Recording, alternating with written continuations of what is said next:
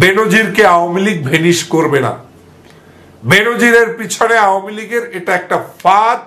এই ফাঁদটা দিয়ে তারা অনেকগুলো টার্মস থেকে উত্তরণ ঘটাতে চায়। পত্রপত্রিকাগুলো, মিডিয়াগুলো কখন ফোকাস করা শুরু করেছে?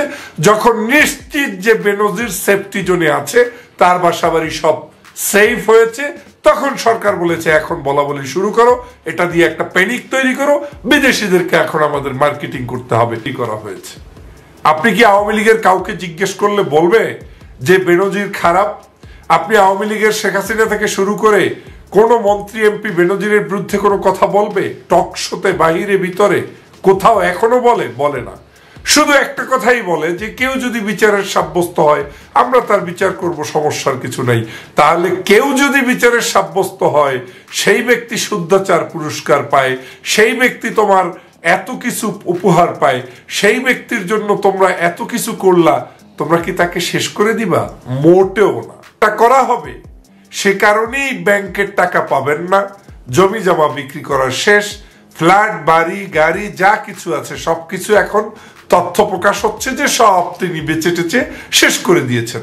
তো একটা বাড়ি বিক্রি করতে কি মানুষ 1 ঘন্টায় পারে? নিশ্চয়ই কোনো একটা বাড়ি, কোনো একটা জমি, কোনো একটা গাড়ি যা কিছু তিনি বিক্রি করবেন, সেজন্য তাকে একটা সময়ের প্রয়োজন, কাস্টমার দেখার প্রয়োজন। এই সব কিছুই কিন্তু সরকারের ছত্রছায়ায় তার বিশেষ পরিকল্পনায় করা হয়েছে। তাহলে সরকার এক ঢিলে 3টা পাখি এখানে মারতে পারলো। এক, বেনজিরকে তার সকল সম্পদ সম্পত্তি কোনো অবস্থায় খুয়াতে দিল না, সবকিছু তিনি তাদেরকে সেভ করে বেনজিরকে, যদিও বলছে যে দেশ ত্যাগ করেছে, আমি এখনো এটা বিশ্বাস করি, এবং বিচারের মধ্য দিয়ে এই বেনজিরদের শাসন করা হচ্ছে। অন্যদিকে বেনজিরদেরকে আবার সেফটি জোনে রেখে, সেফটিতে রেখে তাদেরকে সঠিকভাবে এক্সিট করার সুযোগ করে দিয়ে তারা তাদেরকেও সহযোগিতা করছে। আবার বাংলাদেশের সমগ্র মানুষকেও এক ধরনের ধূম্রজালের মধ্যে আপনাকে দিনাতিপাত করাচ্ছে। এক বাক্যে এটা একটি সরকারের মহাপরিকল্পনার অংশ হিসেবে সরকার এই কাজটি করেছে। আপনারা নিশ্চয়ই জানেন যে সরকার যেই কাজটি সুন্দরভাবে করতে চায়, জনগণকে বিভ্রান্ত করতে চায়, সেই কিন্তু মেইনটেইন বাই আওয়ামী লীগ। তারা ওখানে লিখে দিবে বেনজির পালিয়ে গেল, খুশি হলেন ফয়জুল, কিন্তু আমি তো এই কথা বলিনি। কিংবা আরেকটি তথ্য লিখে দিবে যে আজ এখানে তোমরা ঝাঁপিয়ে পড়ো, 100 লোককে করতে হবে, শেষ করে দিতে হবে, কিন্তু আমি তো এটা বলিনি।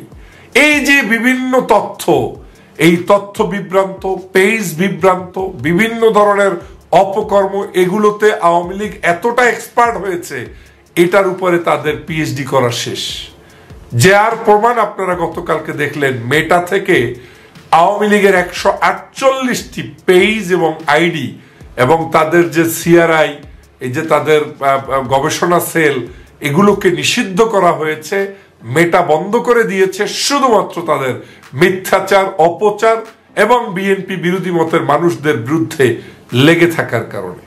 আজ তারাও ধরতে পেরেছে, কিন্তু বাংলার মানুষ আমরা এখনো এই দেখেই তার একটা বিচার প্রক্রিয়া যাদের সামনে দেখানোর চেষ্টা করে তাদের আসল দুর্নীতিকে গোপন রাখার চেষ্টা করছে। আজকের এই অবস্থাটাই বাংলাদেশে বেনজিরকে নিয়ে তারা করছে।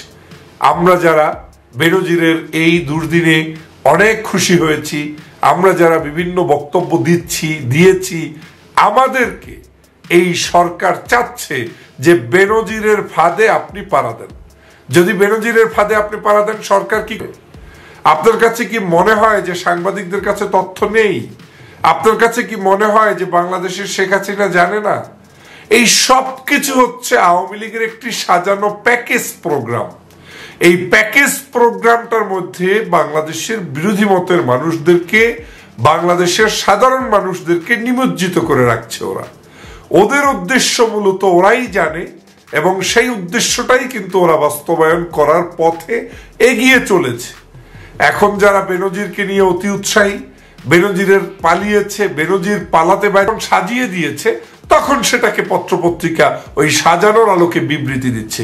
এমনও হতে পারে বেনজির আহমেদ এখান থেকে আরো 1 মাস আগে গায়েব হয়েছে, এই 1 মাসে কেউ কথা বলে নাই, অথবা গায়েব হওয়ার আগে কেউ কথা বলে নাই। এমনও হতে পারে বেনজির যেদিন বিবৃতি দিয়েছে, বক্তব্য দিয়েছে, ওদিনই সে পালিয়ে গিয়েছে। বিবৃতিটা জাস্ট দিয়ে মনে করিয়েছে উপস্থিত হতেও পারে, কিন্তু যখন উপস্থিত হবে তারা তদন্তকারী ব্যক্তিরা বলবে তার ব্যাংকে টাকা নেই, তার জমি জমা নেই, এগুলো সব ভুয়া মিথ্যা, তাকে জামিন দেওয়া হলো অধিকতর তদন্তের সময়। এই কারণও সরকার ঘটাইয়ে বসতে পারে। আর বসানোর জন্যই, এই কারণ তিনি ঘটানোর জন্যই আপনাকে, আমাকে, আমাদেরকে ব্যস্ত রাখার জন্য উইং করছে, খুঁজছে এবং ব্যস্ত রাখছে। এক বাক্যে বেনজির নাম দিয়ে একটা ফাঁদ তৈরি। এত সংবাদপত্র, এই সব কিছু থাকতেও চোখ ফাঁকি দিয়ে দুর্নীতি করতে পারলো, টাকা পয়সা লোপাট করতে পারলো, বাড়ি করতে পারলো, গাড়ি করতে পারলো, বাংলাদেশে থাকতে পারলো, আমেরিকার মাটিতে নিষেধাজ্ঞার পরেও স্বরাষ্ট্রমন্ত্রীর সাথে যেতে পারলো। সেই দেশে বেনজির এখন আছে কি নাই, বর্ডার ক্রস করেছে কি করে নাই, এটাও কি স্বরাষ্ট্রমন্ত্রী জানে না বলে আপনার কাছে মনে হয়? ধরিয়ে দেয় কে? ধরিয়ে দেয় একটা মিডিয়া আপনার এই বাংলাদেশের জনগণের পক্ষে আছে? এদেশের কোন সাংবাদিক সংবাদপত্রগুলোতে, কোন বস্তুনিষ্ঠ সাংবাদিক সংবাদপত্রে কোন ধরনের নিউজ জনগণের জন্য আসে? ভোট চোরের কথা কি পত্রিকায় আসে? কোন নিউজে কি আপনার জাতীয় কোনো ভালো নিউজগুলো আসে? আসে না। আসবে কি? যখন তাদের এজেন্ডা প্রয়োজন সেগুলোকে নিয়ে আসে। ম্যাক্সিমাম পত্র পত্রিকার ক্ষেত্রে আমি এই কথাই বলে নিচ্ছি। আজ সেটাই হয়েছে। বেনজির ইস্যুকে সরকার যখন করতে পারে, সরকার অনেকগুলো কাজ করতে পারে, যদিও এটা মিলতে পারে, নাও মিলতে পারে। নাম্বার ওয়ান, সরকার প্রচার করবে বেনজির কোথায় আমরা জানি না, পালিয়ে গিয়েছে, টাকা পয়সা লোপাট করেছে, জমি জমা বিক্রি করেছে, তিনি দেশ থেকে চলে গিয়েছে, এই ধরনের বিভ্রান্তমূলক তথ্য আসবে। কিন্তু মামলার যেদিন তারিখ, হঠাৎ দেখবেন বেনজির কাজগুলোর প্রথম সিমটম, যদি টেস্ট আপনি করতে চান যে এটা যে সরকার জড়িত, এটা আপনি বুঝবেন কিভাবে? এর প্রথম টেস্ট হচ্ছে যদি দেখেন অতিমাত্রায় সাংবাদিকরা তথ্য বিভ্রান্ত নিয়ে মাঠে ময়দানে নেমেছে। যখন দেখবেন যে একেবারে সকাল সন্ধ্যা প্রতিটা সেকেন্ডে তার বিরুদ্ধে বা কোনো ব্যক্তির বিরুদ্ধে রিপোর্টের পর রিপোর্ট প্রকাশ করা শুরু করেছে। এদেশের এতগুলো সাংবাদিক, এত মিডিয়ার এটা একটা ফাঁদ। এই ফাঁদটা দিয়ে তারা অনেকগুলো টার্মস থেকে উত্তরণ ঘটাতে চায়, শুধুমাত্র জনগণকে বিভ্রান্ত করে, বিভাজন সৃষ্টি করে জনগণের মধ্যে এই টপিকটা ছেড়ে দিয়েছে। কিচ্ছু না।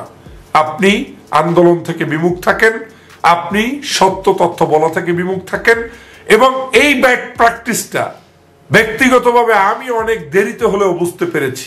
কিন্তু এখনো বাংলাদেশের কখন ফোকাস করা শুরু করেছে, যখন নিশ্চিত যে বেনজির সেফটি জোনে আছে, তার বাসাবাড়ি সব সেফ হয়েছে, তখন সরকার বলেছে এখন বলা বলি শুরু করো, এটা দিয়ে একটা প্যানিক তৈরি করো, বিদেশিদেরকে এখন আমাদের মার্কেটিং করতে হবে।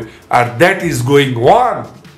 অতএব সাবধান হন, বাংলাদেশের ওদের এই সকল মিথ্যাচার ফাঁদ, এই ফাঁদে পাড়া না দিয়ে জনগণের যে মূল দাবি, সেই দাবি হচ্ছে ফ্যাসিবাদ, শেখ হাসিনা থেকে বাংলাদেশ মুক্ত, আওয়ামী লীগের হাত থেকে বাংলাদেশ মুক্ত, গণতন্ত্র প্রতিষ্ঠা, ভোটাধিকার প্রতিষ্ঠা। আসুন সেই কাজে সামিল হই। সবাইকে ধন্যবাদ।